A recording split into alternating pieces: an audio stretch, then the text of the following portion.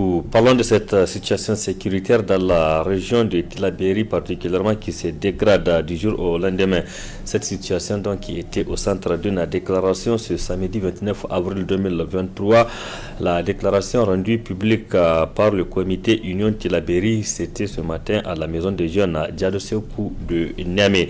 Dans cette déclaration, le comité Union Tillabéri exige entre autres les départs des militaires français du sol nigérien. Un extrait de cette déclaration lu par le président du comité, Amadou Harouna Mega. Le comité Union Tillabéri dénonce avec force et s'insurge contre le déploiement des forces étrangères, notamment françaises, dans le département de Terra et d'Ayoru, de manière à les positionner sur les frontières du Burkina et du Mali, deux pays engagés corps et âme dans la lutte contre l'insécurité dans la zone sahélienne, en particulier la zone des trois frontières combattue par les puissances étrangères pour ses immenses richesses naturelles.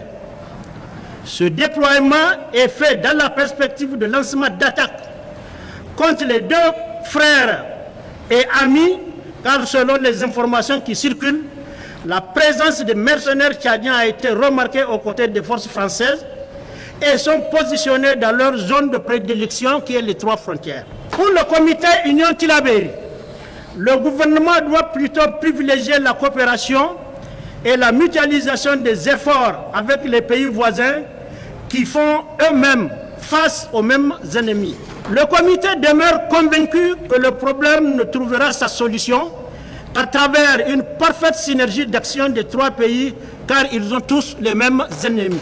Dans le même ordre d'idée, le comité Union Tillabéri exprime sa surprise et son indignation face aux propos déplacés et inopportuns tenus le 24 avril 2023 par le général Abou Tarka, président de la haute autorité à la consolidation de la paix, institution chargée de la promotion de la culture de la paix, de la sécurité et de la cohésion sociale.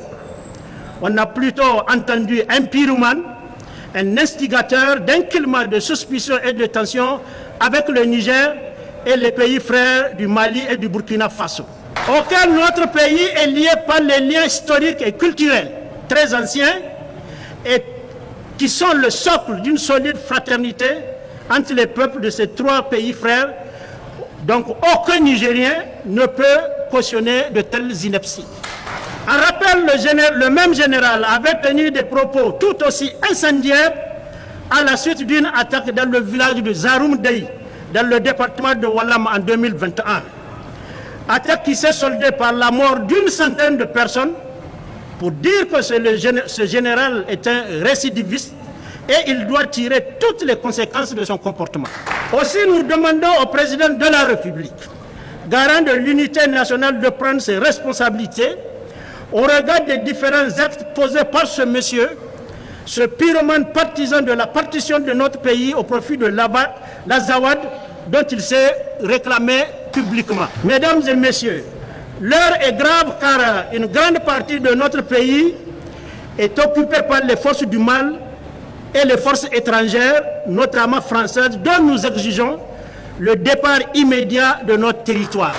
Notre pays est également sous menace d'une partition au profit de l'État islamique pour le Grand Sahara et l'Azawad, dont certains des parrains et des partisans sont tapis dans les hautes sphères de l'État du Niger, comme le général Abou Tarka. Aussi, nous lançons un vibrant appel à tous les fils et toutes les filles du Niger de se mobiliser comme un seul homme pour défendre l'intégrité territoriale menacée, pour que la responsabilité totale et entière de notre sécurité soit assurée par notre armée nationale et non pas des forces étrangères d'occupation.